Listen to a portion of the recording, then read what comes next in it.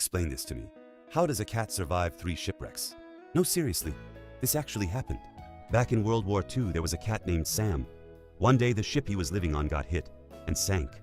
Everyone thought that was the end. But a rescue team spotted Sam, floating on a piece of wood in the middle of the ocean.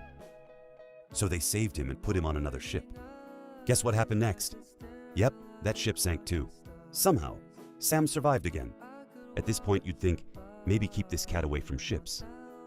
But nope, they put him on a 3rd ship. And believe it or not, that one sank too. After surviving 3 shipwrecks, people finally said, yeah, maybe the sea isn't for you, buddy. Sam spent the rest of his life safely on land. Honestly, I think he used all 9 lives in one war. What's the craziest animal story you've ever heard? Drop it in the comments. I might make the next video about it.